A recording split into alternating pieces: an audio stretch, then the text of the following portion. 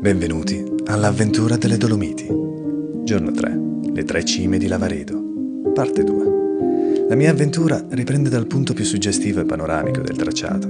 Arrivato a Rifugio Locatelli, infatti, mi trovo davanti al cospetto di una meraviglia della natura. Le imponenti 3 cime di Lavaredo che mi scrutano dall'alto. Di fronte a tanta magnificenza, ogni problema diventa piccolo ed insignificante.